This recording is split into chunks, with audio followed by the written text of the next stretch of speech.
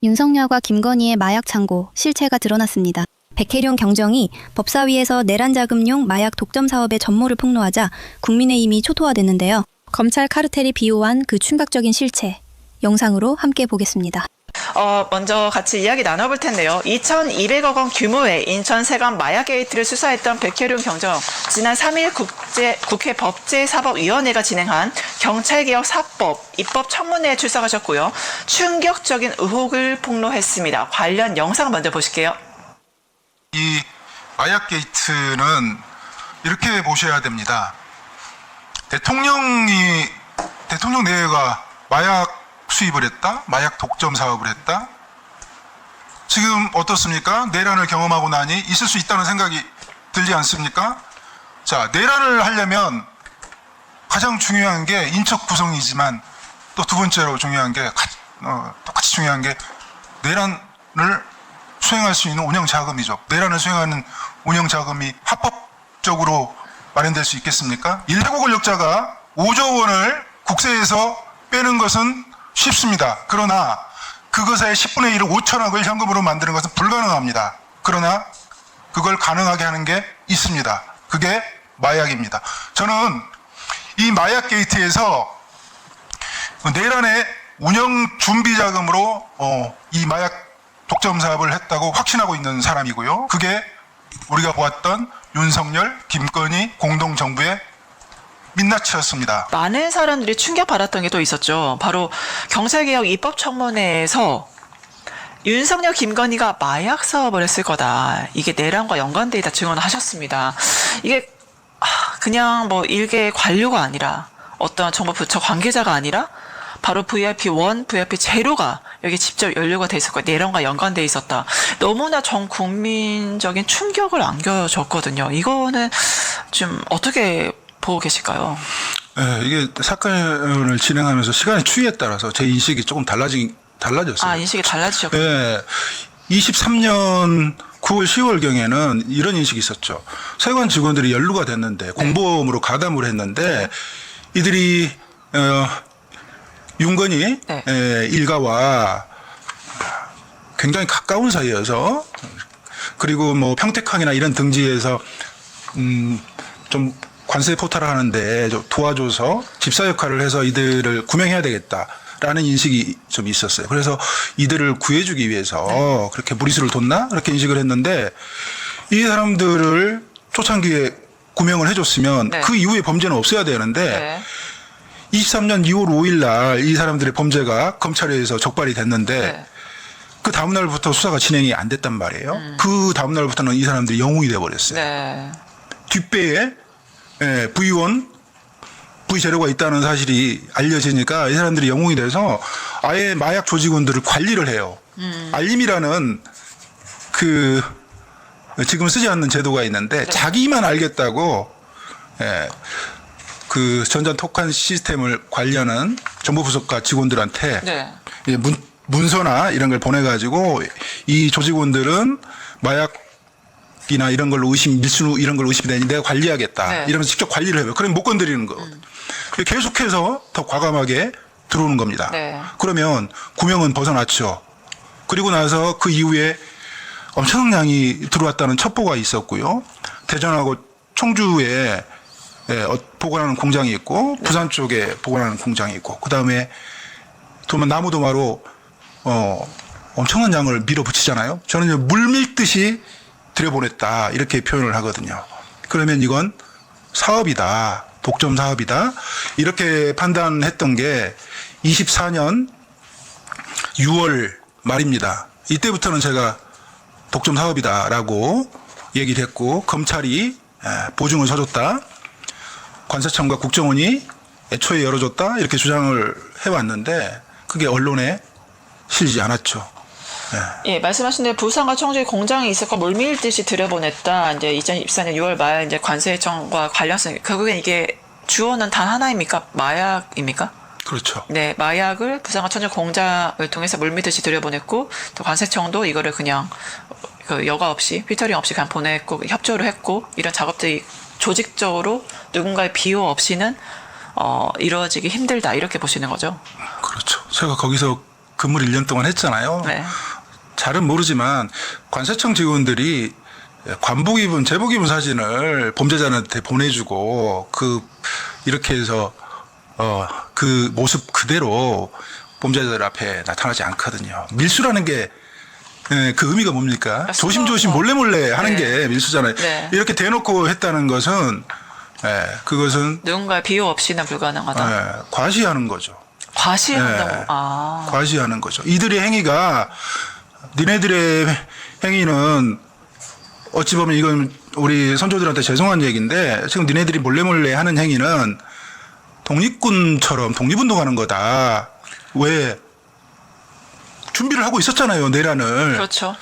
이 종북 좌파 척결을 위해서 공무원들은 자존심이 더군다나 이렇게 안보나 권력기관, 그다음에 검찰이나 이 수사기관에 근무하는 사람들은 자존심이 대단하죠. 네. 그런 사람들을 돈다발과 승진으로 묶어두기에는 쉽지 않죠. 네. 그런 의식이 있지 않으면 어떻게 제복을 입고 대한민국 공무원이 제복을 입고 마약 조직원들을 인솔해주고 빼내주고 이렇게 하겠습니까? 네. 어떻게 대놓고 숨어서 한 것도 아니고 제복을 입고서 만약 조직원들과 이렇게 일하는 모습에 굉장히 충격을 받으셨을 것 같아요. 근데 또 비선실세 논란도 그가 있지 않습니까? 김충식 그 이름도 나왔는데 말레이시아 310kg, 그다음에 1차 55kg 이 메모. 그러니까 잘 모르는 사람은 말레이시아 55kg 이건 뭐지라고 생각하실 것 같아요. 근데 교수님은 보자마자 이게 뭔지 딱 아셨을 것 같거든요. 그 윤석열 김건희 이제 수법이죠. 수법. 제가 그 당시에 이 김충식 캐린더 탁성령 캐린더에서 연세대학교 네. 탁성령 캐린더인데 거기 310kg, 1차 55kg 이렇게 돼 있는데 그 시기가 언제냐면 제가 대통령실에 외압이 있다고 인터뷰를 하면서 싸우기 시작하는 그 시점에 23년 11월입니다. 네. 이 사람들은 어떤 범죄가 발각되고 그러면 위축되는 게 아니고 더 과감히 밀어붙여요. 특색이 있죠. 이 사람들이라 하시면은 비선실세 김충식을 포함해서 윤석열 김건희를 그렇죠. 윤석열 김건희를 말씀드리는 거예요. 네. 김충식 그다음에 말레이시아에 거주하는 김건희 씨 동생 김진아 씨 그다음에 오빠 김진우 씨 네. 등등은 이 패밀리. 대리해서 패밀리고 직접 대통령과 대통령의 부인이 마약을 수입할 수는 없지 않겠습니까? 네. 그 대리인들이 했을 건데 그 중심에 윤석열과 김건희가 있다 이렇게 말씀을 드리는 겁니다.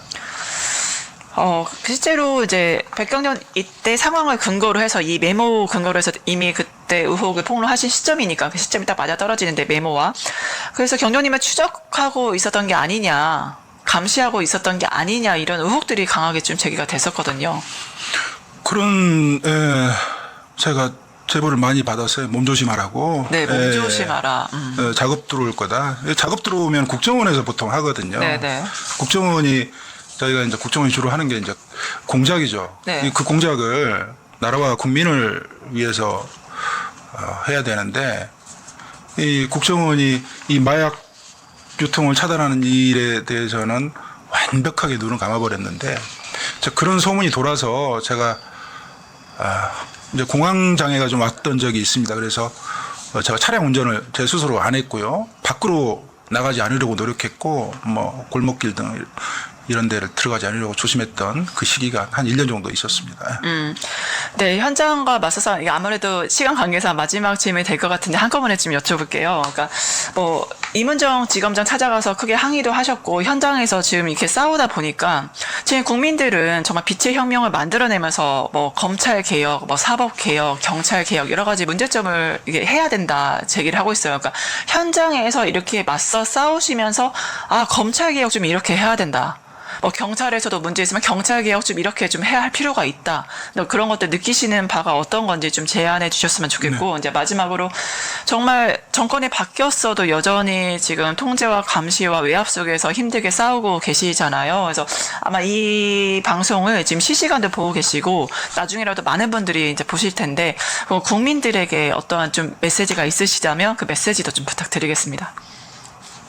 네, 경찰 개혁 당연히 해야죠. 네, 어떻게 해야 돼요? 지금 이 마약 게이트를 최초에 나서가지고 국가안보실하고 네.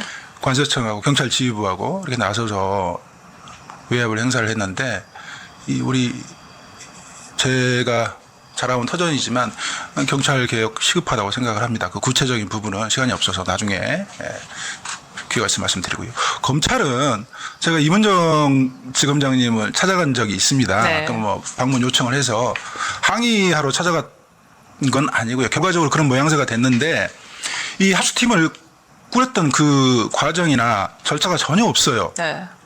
지금 이 합수팀은 이 사건을 중심으로 꾸려졌잖아요. 사건 기록이 경찰에 있는지 불송치를 해서 검찰이 그걸 가지고 재수사 요구를 한 건지 송치를 해서 보완 수사를 하는 건지 보완 수사 요구를 하는 건지 그 자체가 불분명해요. 지금 경찰에 사건이 있는데 그게 검찰로 넘어갔다면 네. 그건 경찰 지휘부가 직권남용하고 위법합니다. 그런데 그 구성원들이 대통령이 당선된 지 일주일 만에 그 합수팀이 급하게 꾸려졌는데 절차 과정이 없는 것도 위법하지만 그 구성원들이 심우정, 노만석, 그 검찰 지휘부요. 그 다음에 그 주의 감독하는 신준호 차장검사 전부 마약 게이트 덮어준 사람들이에요. 예. 그 다음에 그 기록을 내주고 우리 경찰 인원을 내준 경찰 지휘부 이호영, 국가수사본부장 김병찬, 서울청장 박현수 이런 사람들이 전부 마약 게이트하고 직접적으로 연관돼 있는 사람들이거든요. 네. 이런 사람들로 구성해가지고 꾸렸으니 이 사건을 진행을 해서 실체를 밝히고 정의 실현하겠다고 그런 게 아니고 사건을 축소 은폐하는 목적이 1차 목적이겠고요. 네. 두 번째는 국민의 관심사로부터 멀어지게 해야 되겠다. 네. 격리해야 되겠다.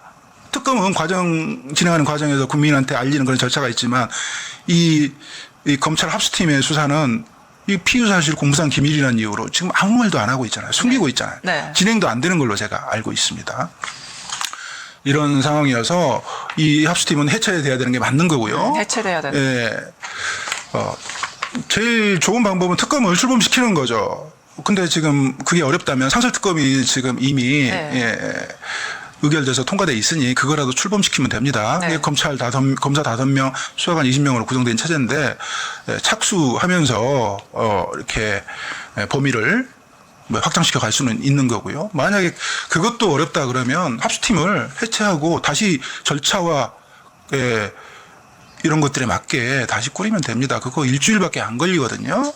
그런 상황이라는 점 말씀드리고요. 그게 이제 이문정 지검장의 수사 지휘권하고는 이제 별개다. 저하고 사실 이문정 지검장하고는 서로 친분이 좀 있고요. 네. 응원하는 사이인데 지금 아주 이렇게 얽혀 있잖아요. 복잡하게. 두 분 다 이제 조직의 문제에 대한 내부 고발을 하신 용기 있는 의인이시죠, 네. 네네.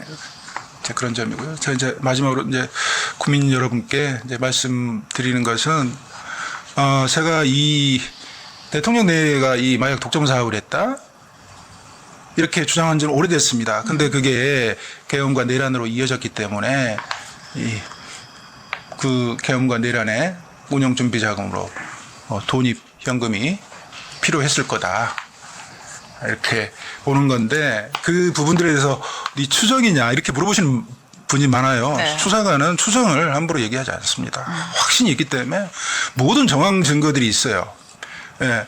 윤석열, 김건희 공동정부를 한번 보십시오. 처음에 윤석열 탄생할 때 어떻게 했습니까? 예. 그 검찰개혁에 적극 앞장서겠다 그래서 국민을 속였잖아요. 그리고 나서 검찰개혁을 방해했죠. 수사권 가지고 보복하면 그게 깡패지 검사냐 이렇게 국민들 앞에 발표를 했습니다. 어떻게 했습니까? 그 수사권 가지고 사냥하듯 정치적 경쟁자들을 죽였죠. 그리고 나서 나중에 도이치모터스로 공격을 받으니 자본시장 교란하는 행위 엄단하겠다 그러면서 삼부토건 지금 얘기 나오는 거고요. 국회의원들이 국회에서 계엄한다는 얘기가 지금 들려오고 있다. 니네들 계엄하지 이러니까 어떻게 합니까? 삼척동자도 그런 말은 안 속는다. 누가 어떤 군인이 따르겠냐. 실제로 계엄을 하잖아요. 이 마약 사업이 그렇습니다. 마약 사업. 네. 예. 우리 미래 세대의 안전을 지키기 위해서 마약과의 전쟁을 선포하면서 꼭 승리해달라고 그랬잖아요. 네네. 근데 미래 세대의 안전은 관심 없는 거예요. 사실은 미래 세대에게 마약을 수입해서 판매할 목적이었던 거죠. 사회적 혼란을 조성하려고 그렇게 기획을 했던 거고요. 그 다음에 마약과의 전쟁에서 꼭 승리해달라는 것은 그것은 마약과의 전쟁에서 승리해달라는 걸 진실로 믿고 하면 가만두지 않겠다. 그런 결과론적으로 그렇게 됐잖아요. 네. 윤석열과 김건희의 앞에서 말하는 것과 그들의 행적을 보면 전혀 정반대입니다. 이걸 우리가 이제 표리부동 그러는데 젊은 친구들이 그러더라고요. 겉바속촉이라고 그러더라고요. 네, 제가 이제 국민 여러분께 부탁드리고 싶은 말씀 전해드리겠습니다. 네. 응원해 주셔서 너무 감사하고요. 제가 여기까지 올 수 있었던 그 힘의 근원은 국민 여러분들께서 응원해 주신 그 작은 메시지, 그 댓글 하나, 공감을 표현하는 그런 좋아요, 이렇게 하트 표시 이런 것들이었습니다. 제가 이 사실이 드러내야 되는데 너무너무 지금 어려운 사정에 좀 처해 있어서 이 수사가 진행이 안 되면 어떡하나 걱정스러운 마음으로 제가 페이스북을 열었고요. 그 다음에 팩트체크라고 유튜브 채널을 개설을 해서 이 마약 게이트 관련 내용들을 계속 이렇게 업로드하고 있으니까 관심 가져주시고요. 내용을 좀 이해해 주시고 너무 어려우니까 그 내용을 좀 세심하게 좀 살펴봐 주시고 계속 응원해 주시면 지치지 않고 한 발씩 뚜벅뚜벅 나아가겠습니다. 네, 팩트체크 저도 구독하겠습니다. 네, 지금까지 권력과 범죄의 카르텔과 맞서 싸워오고 계시는 백혜룡 관장님과 함께했습니다. 오늘 나와주셔서 정말 감사드립니다. 네, 감사합니다. 아니, 윤석열, 김건희가 마약 사업했다. 바로 백혜룡 전 영등포경찰서 형사과장이 충격적인 의혹 폭로했습니다. 어떻게 보셨어요? 네, 저도 전적으로 동의하는 그런 부분이고요. 예. 어떤 점에서 동의를 하셨어요? 마약 사업 했다는 거 알고 계셨습니까? 이제 지금까지 밝혀진 부분들, 네. 조각조각 퍼즐들이 있지 않습니까? 네. 그러나 이것은 어디까지나 이제 동의를 백혜령 경정의 의혹에 대한 네. 동의를 한다는 것이 그 의혹이 사실로 입증되기 위해서는 네. 분명한 증거와 네. 또 입증될 만한 사실관계 확인, 네. 그리고 더 중요한 거는 이제 그 증거물 네. 그런 증거물 게 확보되는 게 우선이기 때문에 그렇죠. 이제 아직까지는 의혹인데 네. 지금까지 정황을 볼 때 이제 최고 권력자나 권력의 핵심부가 이 마약 거래, 마약상을 마약 사업을 했다고 하는 거를 이제 밝혀 나가기 위해서는 하나하나 그동안 추적을 백혜령 경정 입장에서는 해왔는데 네. 그것이 정권 차원에서 제지되고 은폐되고 차단되고 여러 경로로 그냥 벌떼처럼 달려들어서 네. 그걸 무마시키고 수사의 확대를 방해하고 네. 이런 정황으로 봐서는 네. 충분히 근거가 있다. 그러나 의혹을 사실로 확인하기 위해서는 그 과정이 지난하다. 네. 그렇게 저는 보고 있습니다. 예. 목사님께서도 윤석열, 김건희 부부의 마약 게이트 집중적으로 그를 추적했다라고 들었습니다. 근데 말씀하신 대로 윤석열 정권의 마약 게이트 자체가 크게 두 가지로 분류해야 된다. 이렇게 강조하셨어요. 뭔가요? 네. 첫째는 두 가지 이상이 될 수도 있는데요. 네. 첫째는 저와 관련된 사건인데요. 네. 저는 작년 초부터 계속 김건희 씨의 그 약물 투약 혐의 의혹에 대한 그것을 폭로를 했고 그것 때문에 제가 이제 지금도 이제 사법 리스크에 시달리고 있거든요. 네. 그렇기 때문에 이 첫째는 대통령 부부 혹은 네. 김건희 씨가 네. 실제로 프로포폴이라든지 그런 어떤 마약성 약물을 투약하는 것이 첫 번째고 네. 두 번째는 이제 윤석열 정권 하에서 벌어진 네. 모든 마약 수사에 대한 오해압 네. 그리고 마약 거래, 마약상과 관련된 이 그런 의혹들 네. 이것이 전체 모아져서 마약 게이트다. 그러니까 마약 게이트는 딱 하나가 아니다. 왜냐하면 대통령 부부나 혹은 김건희 씨가 영부인 김건희 씨가 네. 사인 시절에 네. 사인 시절이라고 하는 거는 뭐 없지만 그 검찰 간부 부인 시절에 네. 뭔가 약물을 투약을 했다거나 또 박동방 성형외과 의혹도 많이 있고 네. 그다음에 이제 대선 출마 전에도 약물을 투약을 했다고 하는 그런 제보들도 레거시 미디어 기자들도 저에게 찾아와서 같이 공동 취재도 하고 그랬습니다. 대선 출마 전에도 약물을 투여했다. 예, 그런 부분들 의혹들 네. 그리고 이제 영부인이 된 이후에 네. 투약한 그런 부분들 네. 그런 부분들을 이제 다양한 매체에 다양한 기자들이 저하고 공조를 하고 있었고 저는 그것을 이제 사실로 확신하고 네. 그것을 내가 계속 포토라인 발언이나 이런 강연할 때나 이런 데서 폭로를 해왔던 거죠. 네. 그러니까 왜 어떤 점에서 뭐 근거물을 뭐 확보를 하신 건지 아니면 어떻게 그러니까 확신을 저의 하시게 됐어요? 경우에도 전화 기자들이 네. 마지막까지 최선을 다했지만 어느 부분에 가서는 딱 막히는 거 네. 정권 차원에서 딱 막아서 차단하고 더 이상 들어갈 수 진도가 안 나가는 것 네. 예, 그런 게 이제 있습니다. 그래서 그런 부분도 이제 조만간 다시금 총 정리해 가지고 이제 한번 시청자분들이나 국민들께 한번 공유를 해드릴 기회가 있을 겁니다. 조만간에. 네. 예, 결국에는 수사 진도가 안 나갔다는 건데 일맥상통하는 부분이 있으면 바로 백경정도 같은 말을 했어요. 당시에 2,200억 원 상당 246만 명이 투영할 수 있는 어마어마한 양의 마약을 압수하고 수사 진행했는데 수사 칼끝이 정권 핵심부로 가는 찰나에 모든 것이 멈춰섰다. 이렇게 증언하거든요. 그러면 이게 결국에는 정권 핵심부로 가니까 이 모든 수사를 그리고 목사님께서도 마약 게이트 추적했던 것도 다 멈추게 정권 차원에서 막은 건가요? 이제 그런 거죠. 예, 어떻게든지 고소고발을 명예훼손이나 뭐 허위사실 유포로 이틀막을 저의 경우는 했고, 허위사실 유포로 예, 그렇게 했고, 그 다음에 뭐 지난 6월 6일날 현충일날에는 그 건으로 2건이나 검찰에 송치가 되기도 했고 이재명 예. 정부 들어서 이재명 정부 들어서 송치가 됐나요? 서울경찰청이 다 윤석열 라인으로 알박기가 됐지 않습니까? 네. 서울경찰청이나 경찰청 고위직들이 윤석열 라인으로 네. 한덕수 대행과 최상목 대행 시절에 이렇게 알박기가 됐는데 그 사람들이 저를 그 계엄 당일날 아침 10시 반에 압수수색한 명목 중에 그 프로포벌 투약 혐의가 포함되어 있습니다. 네. 그러고 지난 대선, 요번 대선 때까지 계속 간헐적으로 저를 집요하게 이제 서울경찰청에 출두 요구를 해가지고 거기에 관해서 조사를 했고 6월 6일 날 그걸 검찰로 송치를 한 겁니다. 네. 김건희 씨의 약물 투약 혐의를. 그런데 이제 그거하고는 별도로 백혜련 경정은 네. 이제 영등포 경찰서에서 이제 수사과장으로 일을 하면서 네. 서장과 함께 김찬수 서장과 함께 그 엄청난 그 수사에 그 결실을 맺었잖아요. 네네. 그런데 이거는 상상을 초월할 그런 역전이 벌어졌잖아요. 네. 대통령실에서 네.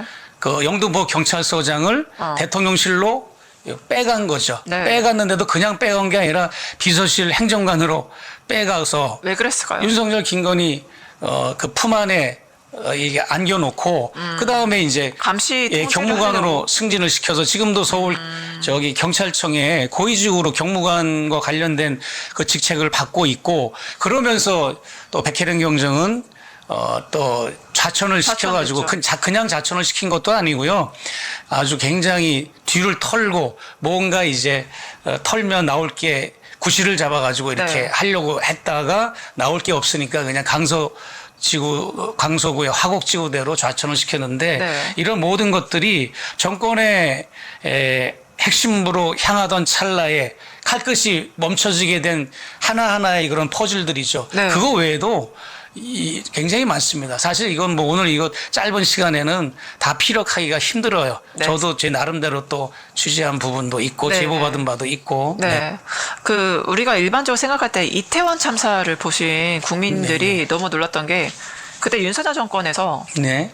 바로 마약한 거 아니냐. 네. 예. 그다음에 그때 당시에 시신을 찾고 장례를 정중하게 치르는 그 과정이 아니라 먼저 전국에 있는 병원으로 그 전체적으로 시신을 유기했고요.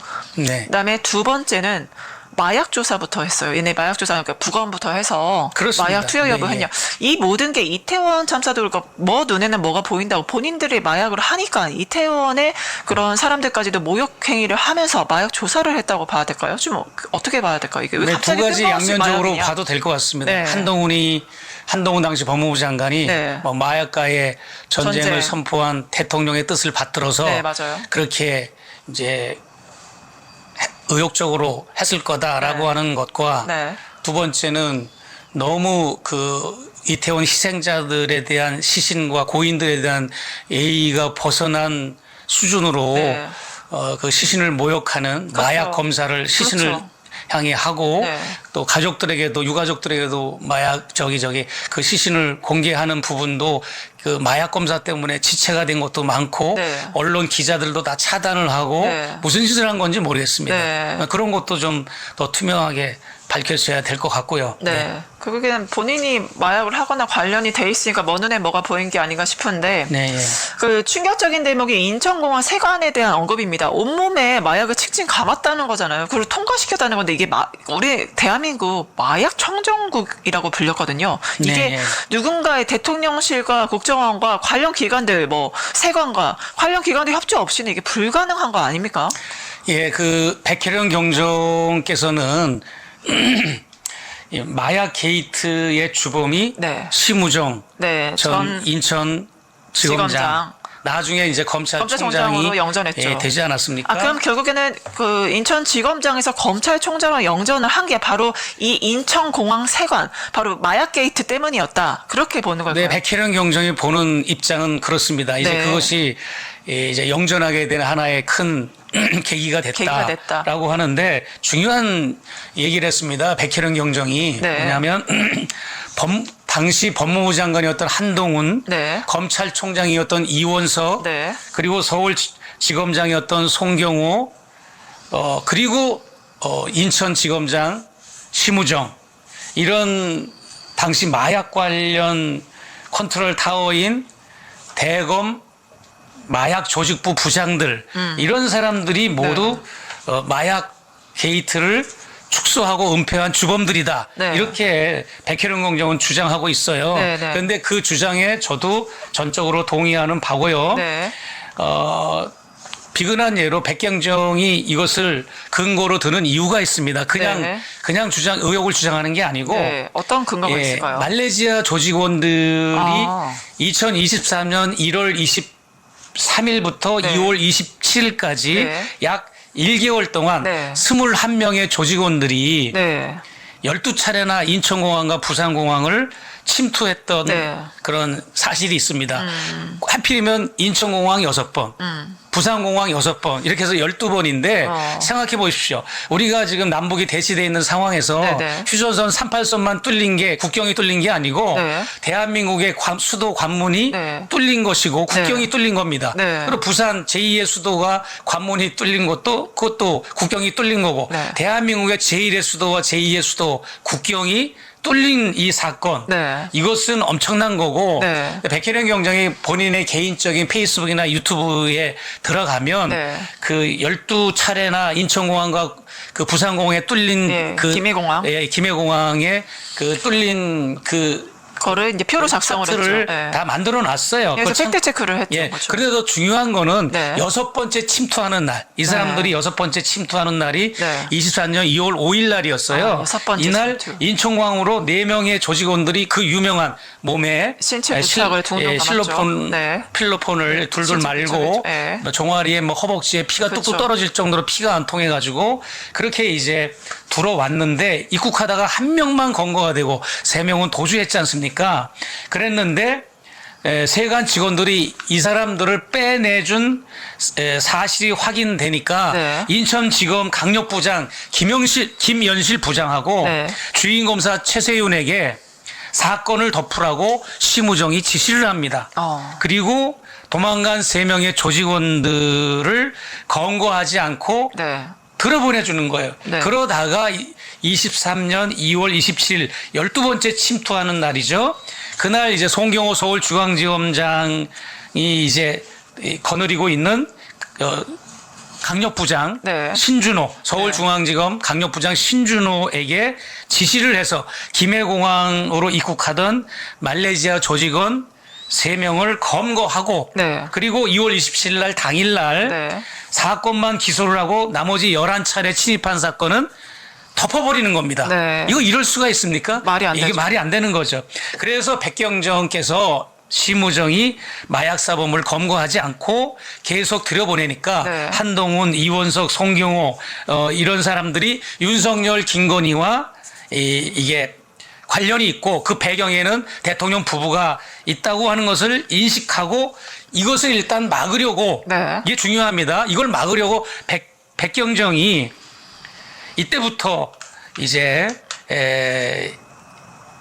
김해공항까지 네. 내려가서 네.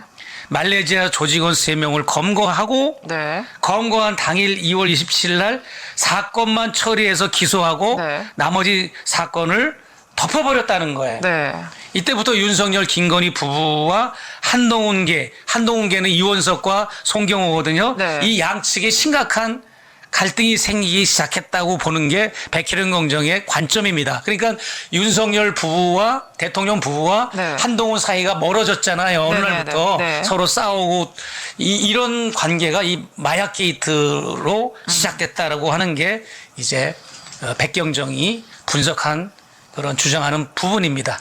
네, 결국엔 백혜련 경정과 이제 목사님 말씀 정리해 보면 이제 네. 우선 핵심은 심우정 전 인천지검장 검찰총장으로 영전한 심우정이 핵심 마약게이트 주범이다라고 하셨고, 네. 일단 마약게이트 사건이 이제 백경도 23년 9월부터 말레이시아 조직 사건을 취급을 했고, 특히 심우정, 한동훈, 이원석, 송경호 등이 이제 취급했던 사건들. 근데 이게 말레이시아 조직 시체를 확인하고 백경정이 뛰어들어서 과거에 검찰 지휘부에서 개입했던 거를 네. 본인이 이 사실을 알게 되고 사건을 취급하게 되고, 그래서 백경정 수사팀이 이 사건을 조사하면서 사건의 진실을 알게 되었지만 이게 검찰이 취급하고 과거에 덮어버렸던 거가 밝혀지자 이거를 입막음시켰다. 결국에는 덮어버렸다는 거잖아요. 특히 그 당시에 법무부 장관 한동훈, 검찰총장 이원석, 그러니까 백혜련 수사팀과 이제 호흡을 맞춰 도와줬던 것을 특수부, 남부지검 특수부 자체를 해체시켜 버리고 결국에는 이거를 마약 사무까지 뺏어서 이제 은폐, 축소시키려는 지경까지 왔다. 이제 그렇게 좀 정리가 될 수 있겠네요. 네, 이제 그렇게 정리가 될 수 있는데 여기서 한 가지 누락된 부분이 뭐냐면 네. 이제 백경정께서 취급한 이 마약 게이트 사건은 생각보다 단순하지가 않고 매우 복잡합니다. 네. 그런데 이 타임라인을 봤을 때 우리가 네. 누락하지 않아야 될 거는 뭐냐면 백경정은 23년 9월경 말레이시아 조직 사건을 취급했어요. 그리고 심우정, 한동훈, 이원석, 송경호 등이 취급한 사건은 그보다 6, 7개월 이전인 24년 2월경에 이미 검찰 지휘부에서 말레이시아 이 조직 실체를 확인하고 네. 사건을 2번이나 수사하고 취급을 했습니다. 네네. 그런데도 말레이시아 조직원들이 계속 침투하고 나중에는 나무도마로 위장한 화물로 보내는 마약 밀반입을 했잖아요. 네네. 그러던 중에 이제 영등포 경찰서 백계령 경정 수사팀에게 검거가 됐고 네. 검찰이 취급했던 사건이 그제서야 드러나게 된 겁니다. 백경정이 아니었으면 네. 이미 6, 7개월 전에 검찰 수뇌부와 검찰 마약 담당 팀들이 이것을 6, 7개월 전에 다뤘다고 하는 것이 드러나지 않았겠죠. 그렇죠. 덮어버린 것이 예, 드러나게 된 드러나게 거죠. 된 거죠. 예, 그렇기 때문에 그런데다가 더 의혹을 사는 거는 지금 우리 진행자님께서 말씀하신 것처럼 백혜련 공정과 호흡을 맞췄던 그리고 지원을 해줬던 남부지검 형사 6부, 그 특수부잖아요. 그거를 폭파시켜버린 겁니다. 폭파시켰다 그러면 좀 표현이 과하지만 해체시켜버리고 2차장 산하 형사 6부에서 수양하던 마약 사물을 빼앗아가지고 1차장 산하 형사 3부로 보내버려가지고 그냥 우야무야 이제 이재명 대통령께서 그 마약 수사에 대해서 언급하기 전까지는 이렇게 흐지부지하게 만들어 놓은 그런 일들을 했다라고 하는 것이 이제 검찰 수뇌부들의 지금까지의 정확한 사실관계 확인입니다. 네, 결국에는 그럼 인천 백경정이 굉장히 강도 높은 의혹을 제기했습니다. 그래서 네네. 인천세관 마약 게이트는 내란의 운영 준비 자금으로 마약 독점 사업 했다. 이 네네. 발언 어떻게 보십니까? 그렇습니다. 예.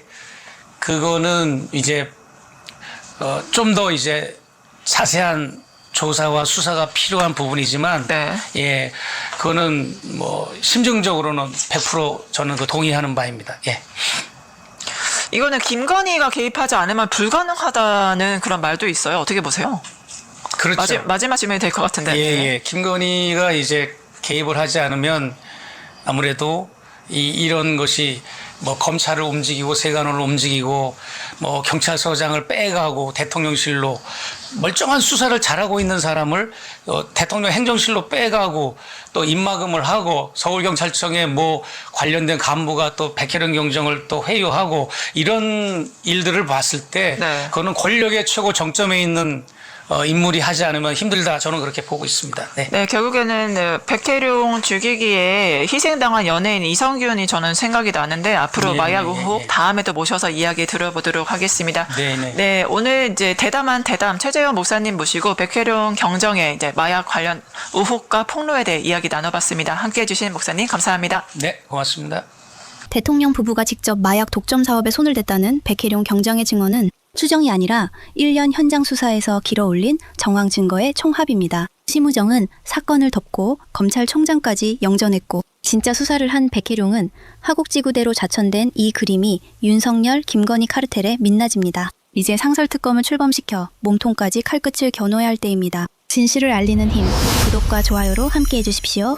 정치를 알리자 였습니다.